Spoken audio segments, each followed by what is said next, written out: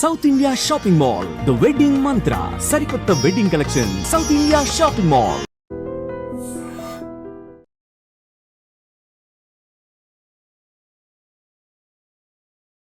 సిద్దింబర్ బజార్ లో ఉన్నాము. అయితే ఇక్కడ మార్నింగ్ 8:30 గంటల ప్రాంతంలో ఒక ఫైర్ యాక్సిడెంట్ జరిగింది. 3 ఫ్లోర్ల బిల్డింగ్ అనేది అంటుకోవడం జరిగింది అనమాట. అయితే ఆ ఏరియాలో మొత్తము ప్లాస్టిక్ సంబంధించిన బిజినెస్ అనేది జరుగుతూ ఉంటది.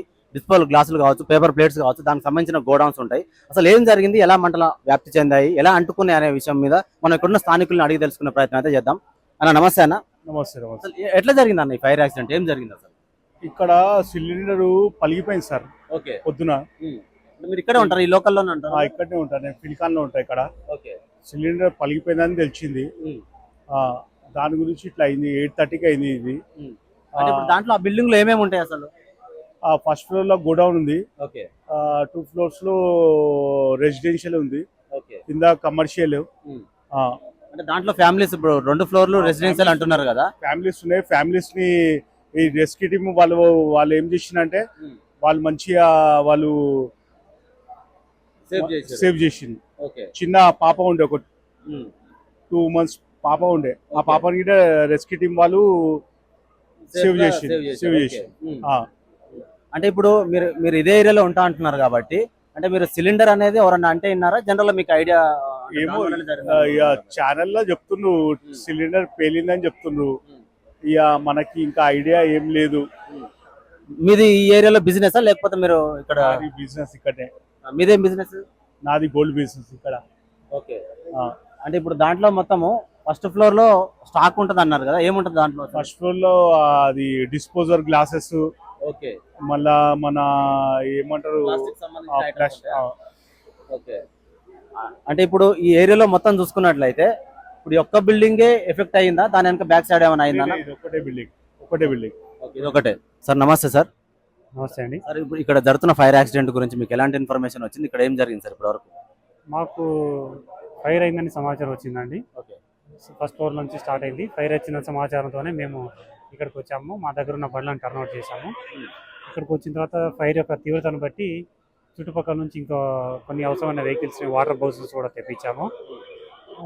సెకండ్, ఇది G+3 బిల్డింగ్ కాబట్టి ఫైర్ ఫైటింగ్ చేయడానికి అనుకూలంగా ఉంటుందని బ్రాంటో స్కై లిఫ్ట్, అదేవిధంగా ఫైర్ ఫైటింగ్ రోబో కూడా తీసుకొచ్చాము.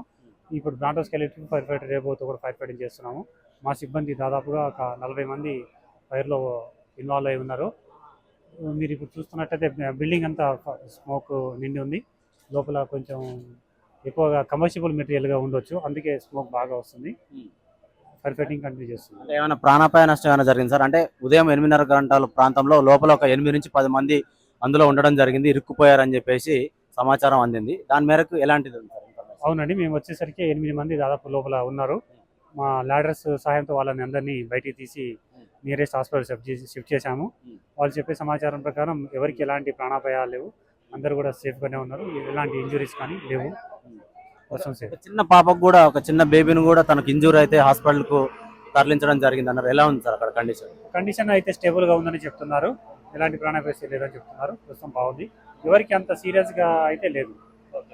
ఇప్పుడు ఇక్కడ 3 ఫ్లోర్ల బిల్డింగ్ లో మంటలు దాదాపుగా అదుపులోకి వచ్చినట్టేనా సార్, ఇంకేమన్నా ప్రమాదం జరిగే అవకాశం ఎక్కువ కనబడుతుంది? ఇప్పుడు చుట్టుపక్కల బిల్డింగ్ స్ప్రెడ్ అయ్యే ఛాన్స్ అయితే చాలా తక్కువ ఉందండి. లేదు, మేము అన్ని వైపుల నుంచి ఫైర్ ఫైటింగ్ చేస్తున్నాము. లోపల నుంచి కొంచెం పొగ బాగా ఎక్కువ రావడం వల్ల లోపలికి పోలేకపోతున్నాము. ఒకవేళ పొగని పూర్తిగా తీయగలిగితే లోపల ఫ్లోర్ వైజ్ వెళ్ళి మేము పూర్తిగా లోపల ఏమేమి ఉంటుందో అన్నింటినీ కూడా ఆర్పడానికి ప్రయత్నిస్తాము. ఇంకో సుమారు 1 గంట పట్టు వచ్చాము. ఇప్పుడు ఇక్కడ పొగలు ఇంతగా వస్తున్నాయి కదా సార్, ఇంకా స్ప్రెడ్ అయ్యే అవకాశం ఉందా, ఇంతతో కంట్రోల్ అయ్యే అవకాశం ఉంటుంది? లోపల ఎంత మెటీరియల్ ఉందో మనకు అంచనా లేదు, దాన్ని బట్టి పొగ అనేది వస్తుంది. ఇప్పుడు ఫైర్ అయితే స్ప్రెడ్ అయ్యే అవకాశాలు అయితే లేవు. లోపల ఎంత మెటీరియల్ ఉందో దాన్ని బట్టి చూద్దాం. ఇప్పుడు షార్ట్ సర్క్యూట్ ద్వారా జరిగింది అనుకుంటున్నారా, లేకపోతే మీకు ఎలాంటి సమాచారం ఉంది సార్? మాకున్న సమాచారం ప్రకారం అయితే షార్ట్ సర్క్యూట్ వల్లనే జరిగింది. ఇక ఫర్దర్ గా ఏమన్నా వేరే ఇతర కారణాలు ఏమన్నా ఉన్నాయనేది ఫైర్ కంట్రోల్ అయిన తర్వాత ఎప్పుడు స్టార్ట్ అయింది, ఎలా స్టార్ట్ అయింది, రీజన్ ఏంటి, ఇవన్నీ మేము ఇన్వెస్టిగేషన్ చేసిన తర్వాత ఖచ్చితంగా చెప్పగలం. ఇప్పుడు చెప్పలేము. ఇప్పుడు ఇక్కడ ఈ పెద్ద ఈ మిషనరీ కాకుండా చిన్నది ఒకటి రోబోటిక్ ఫైర్ ఇంజన్ కూడా ఒకటి కనబడుతుంది సార్, ఏం సార్ దాని ప్రత్యేకత ఏం సార్? ఇప్పుడు మనిషి వెళ్ళి ఫైర్ ఫైటింగ్ చేయలేని ప్రదేశాల్లో స్మోక్ ఎక్కువ ఉండడము, హీట్ ఎక్కువ ఉండే ప్రదేశాల్లో మనము రోబోను వాడుతుంటాం జనరల్గా. మన ఎంట్రీ కాలేని ప్లేస్లో రోబో వెళ్ళి ఫైర్ ఫైటింగ్ చేయగలదు. అంత రిమోట్తో మేము రీసెంట్గానే కొన్నాము. మా డిపార్ట్మెంట్ సిబ్బంది అందరికి కూడా దాంట్లో శిక్షణ ఇచ్చాము. అందరూ కూడా దాన్ని నడుపుతారు. ఇది మనకు ఫైర్ ఫైటింగ్లో ఇండస్ట్రియల్ ఫైర్స్లో కానీ ఇలా మనం లోపలికి వెళ్ళి ఫైటింగ్ చేయలేని ప్రదేశాల్లో మనకు చాలా ఉపయోగకరంగా ఉంటుంది. అంటే రోబోట్ హైట్కి ఏం ఎగరదండి. మనం దాంతో ఇక నార్మల్ ఫైర్ ఫైటింగ్ చేసినట్టే, కాకపోతే మనిషికి వెళ్ళలేని ప్రదేశానికి అయితే పోవచ్చు. ఇప్పుడు సమ్మర్లో ఏంటంటే సార్, ఈ మధ్య కాలంలోనే హైదరాబాద్ లోకల్లో చూసుకున్నట్టయితే ఫైర్ యాక్సిడెంట్ చాలా జరుగుతున్నాయి. ఇళ్లలో కావచ్చు, బిజినెస్ ఏరియాలో కావచ్చు. అంటే జనరల్గా మీరు పబ్లిక్ చెప్పాలంటే ఎలాంటి జాగ్రత్తలు తీసుకుంటే బెటర్ అంటారు సార్? ఇది మెయిన్గా మనకు బిల్డింగ్స్లో ఫైర్ అనేది ఎలక్ట్రికల్ ఆరిజిన్ వల్లనే జరుగుతుందండి.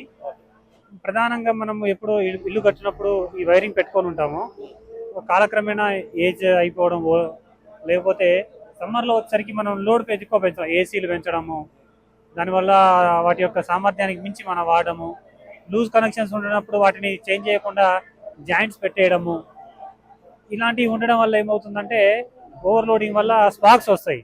ఆ స్పార్క్స్ రావడం వల్ల ఆ స్పార్క్స్ చుట్టూ ఏమైనా కంబస్టబుల్ మెటీరియల్ అంటుకున్నట్లయితే ఆ తర్వాత అది చిన్న చిన్నగా పూర్తిగా బిల్డింగ్కి మారే ప్రమాదం ఉంటుంది. కాబట్టి సాధారణంగా మనం ఇళ్లలో ఎలక్ట్రికల్ ఆడిట్ చేయించుకోవాలి. రెగ్యులర్గా మనము కనెక్షన్ చెక్ చేసుకోవాలి. ఏదైనా లూజ్ కనెక్షన్స్ ఉన్నా, వైరింగ్ ఉన్నా వెంటనే మార్పించుకోవాలి. అప్పుడే మనకు ఫైర్ ప్రమాదాల నుంచి తగ్గించగలము. అదేవిధంగా మేము అవేర్నెస్ ప్రోగ్రామ్స్ కూడా కండక్ట్ చేస్తున్నాము. ఫైర్ అయినప్పుడు ఎలా కంట్రోల్ చేయాలి, స్టార్టింగ్ స్టేజ్లో ఎలా మనము పెట్టుకోవాలి. మేము ప్రతి ఒక్కరికి ఇళ్లలో ఎక్స్టింగ్విషర్స్ పెట్టుకోండి, ఫైర్ ఏదైనా చిన్నగా ఉన్నప్పుడు ఆపడానికి ట్రై చేయండి అని చెప్తుంటాము. అలా చేసినట్లయితే మనకి ఇంత పెద్ద ప్రమాదాలు జరగవు, కానీ మనం స్టార్టింగ్ స్టేజ్లోనే కంట్రోల్ చేయవచ్చు. ఇప్పుడు చూస్తున్నట్టయితే ఫైనల్ గా ఇంకెంతసేపట్లో ఈ పొగలు కూడా అదుపులోకి వచ్చే అవకాశం ఉంది సార్? 1-2 hours అని మేము ఎక్స్పెక్ట్ చేస్తున్నాము. అది ఖచ్చితంగా చెప్పలేము. లోపల ఎంత మెటీరియల్ ఉంది, ఎంత కాలింది, అన్వంట్ మెటీరియల్ ఏముంది, దాని మీద డిపెండ్ అయి ఉంటుంది. మేము 1-2 గంటల్లో ఇప్పుడంతా చుట్టుపక్కల కిటికీలు ఉంటే పాల్గొట్టాము. స్మోక్ అంతా పోతుంది. సుమారు 1-2 గంటల్లో స్మోక్ వెళ్ళిపోవచ్చు అని అనుకుంటున్నాం. ఎంటర్ అయ్యగలమని భావిస్తున్నాం. Thank you sir. జనరల్గా ఎక్కడైనా ఫైర్ యాక్సిడెంట్ అయితే ఫైర్ ఇంజన్లు అనేవి రావడం జరుగుతూ ఉంటాయి. విత్ మ్యాన్ పవర్ తోటి మనుషులు ఉంటేనే ఫైర్ అనేది కంట్రోల్ చేయడం జరుగుతుంటుంది. అయితే ఇక్కడ ఓల్డ్ సిటీలో సిద్దింబర్ బజార్లో జరిగిన ఫైర్ యాక్సిడెంట్లో కొత్తగా ఒక టెక్నాలజీని వాడి ఒక రోబోటిక్ మిషన్ అనేది ఇక్కడ తెప్పించడం జరిగింది. ఇది ఈ మధ్య కాలంలోనే ఇది రావడం జరిగిందంట. దీని ప్రత్యేకత ఏందనేది ఒకసారి మనం చూసే ప్రయత్నం అయితే చేద్దాము. ఇది ఒకసారి చూసుకున్నట్లయితే రోబోటిక్ మిషన్ ఇది మినిమం 1/2 కిలోమీటర్ డిస్టెన్స్ నుంచి ఇది ఆపరేటింగ్ చేసే అవకాశం ఉందని చెప్తున్నారు. అయితే మనిషి లేకుండా మనిషి కూడా దూరనంత మంటలు ఏదన్నా వ్యాపించినట్లయితే ఆస్తి నష్టం భారీగా, ప్రాణ నష్టం భారీగా జరిగే అవకాశం ఉన్న చోట కూడా ఈ మిషన్ అనేది అందులోకి దూరి, అంటే దీనికి 3 కెమెరాలు ఉన్నాయన్నమాట. అంత సెన్సార్తో పనిచేయడం జరుగుతుంది. ఒకసారి గమనించినట్లయితే ఇది మొదటి కెమెరా, ఇదొక కెమెరా ఉంది. అలాగే కింద కూడా చూసుకున్నట్లయితే ఇక్కడ ఒక కెమెరా ఉంది. దీనికి బ్యాక్ సైడ్ ఇంకొక కెమెరా ఇవ్వడం జరిగింది. మొత్తం 3 కెమెరాలతోటి 360 degrees ఇది అబ్జర్వేషన్ చేసుకుంటూ దాని పనిని చేసుకుంటూ వెళ్తుందని చెప్పేసి చెప్పడం జరుగుతుంది. ఇక్కడ బటన్ సిస్టమ్ ఉంది, ఆన్ ఆఫ్ బటన్ సిస్టమ్ కూడా ఉంది. అయితే ఏదైతే ఇది మనిషి కూడా వెళ్ళలేని స్థితి ఏదైతే ఉంటుందో ఆ బిల్డింగ్ లోపలికి ఇది వెళ్ళడము, మంటల్ని అదుపులు చేసే ఆ ప్రక్రియలో దీనికి పైప్ అనేది ఫిట్ చేయడం జరుగుతుంది. పైప్ ఇక్కడ నుంచి కనెక్షన్ ఇచ్చి ట్యాంకర్తో సహాయంతో రిమోట్ ఆపరేటర్ సిస్టమ్ తోటి ఒకసారి బటన్ ప్రెస్ చేసిన తర్వాత ఆన్ చేసుకున్నట్లయితే ప్రెజర్ అనేది ఇక్కడ నుంచి రావడం జరుగుతుంది. ఫ్రంట్ సైడ్ ఈ 2 కెమెరాల సహాయంతో ఎంతవరకు మంటలు వ్యాప్తి చెందినాయి అనేది అదే సెన్సార్ సిస్టమ్ తోటి అబ్జర్వ్ చేసుకొని ఈ కెమెరాల సిస్టమ్ తోటి లెఫ్ట్ కుందా, రైట్ కుందా, మంటలు ఎక్కడగా వ్యాప్తి చెందుతున్నాయి, అక్కడ ఉన్న పరిస్థితిని అది గమనించుకొని దానికి అదే మనిషి లేకున్నా సరే దానికి అదే గమనించుకొని మంటల్ని అదుపులోకి తీసుకొచ్చేటట్టుగా ఇది తయారు చేయడం జరిగిందని చెప్తున్నారు. ఇక్కడ నుంచి ఫోర్స్ అనేది రావడం జరుగుతుంది అనమాట. ఈ ఫ్రంట్ భాగం నుంచి బ్యాక్ సైడ్ నుంచి పైప్ అమర్చి ఫ్రంట్ సైడ్ నుంచి ఫోర్స్ తోటి వాటర్ అనేది మన మనిషి పట్టుకొని ఎంత ఫోర్స్ తోనైతే వాటర్ అనేది సప్లై చేయడం జరుగుతుందో అలాగే ఈ ఫ్రంట్ సైడ్ ఉన్న ఈ సిస్టమ్ తోటి వాటర్ ఫోర్స్ అనేది రావడం జరుగుతుంది. నిజంగా ప్రస్తుతం ఉన్నటువంటి సమాజం దేనికి ప్రయారిటీ ఇస్తుంది? ఆర్థిక సంబంధాల చుట్టూ మాత్రమే తిరుగుతోంది. మళ్ళీ ఎన్నికలంగానే చాలా విరక్తి కలుగుతాను. మంచి అనిపిస్తుంది కదా, లేడీస్ కూడా ఛాలెంజింగ్ జాబ్స్ చేసినప్పుడు చాలా బాగుంటది. ట్రాఫిక్ అసిస్టెంట్స్ గా నియమించిన ట్రాన్స్జెండర్స్ అందరితో సాల్యూట్ చేయించుకుంటున్నారు. ఫుడ్ డెలివరీ ఇవ్వటానికి వెళ్ళినటువంటి డెలివరీ బాయ్ అనిల్ పై కళ్ళ ముందు పెళ్ళండి